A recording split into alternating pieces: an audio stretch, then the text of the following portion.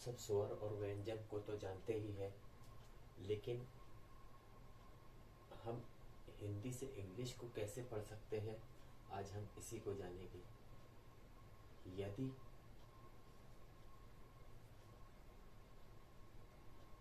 आ में आ की मात्रा है, वहां हम ए का इस्तेमाल करेंगे। यदि छोटा ई आ रहा है कहीं पर, वहां हम आई का इस्तेमाल करेंगे। यदि बड़ा ई आ रहा है कहीं पर, तो हम वहां पर डबल ई का इस्तेमाल करेंगे।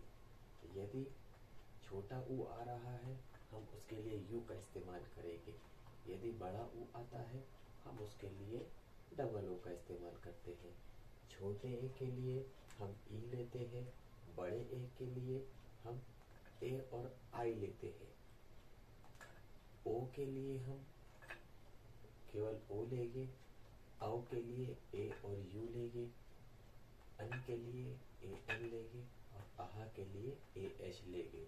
इसी तरह से का के लिए के का इस्तेमाल होगा, खा के लिए के एच का इस्तेमाल होगा, गा के लिए जी का इस्तेमाल होगा, घा के लिए जी एच का इस्तेमाल होगा, चा के लिए सी एच का इस्तेमाल होगा, छा के लिए सी डबल एच का इस्तेमाल होगा, जा के लिए जे का इस्तेमाल होगा, झा के लिए जे एच का इस्तेमाल होगा, टा के लिए टी का इस्तेमाल होगा, ठा के लिए टी एच का इस्तेमाल होगा, डा के लिए बी का इस्तेमाल होगा, ढा के लिए डी एच का इस्तेमाल होगा, णा के लिए एन का इस्तेमाल होगा, ता के लिए टी का इस्तेमाल होगा, था के लिए टी एच का इस्तेमाल होगा, दा के लिए टी का इस्तेमाल होगा, धा के लिए डी एच का इस्तेमाल होगा, ना के लिए एन का इस्तेमाल होगा, पा के लिए पी का इस्तेमाल होगा, फा के लिए पी एच का इस्तेमाल होगा, बा के लिए बी का और भा के लिए बी एच का इस्तेमाल होगा,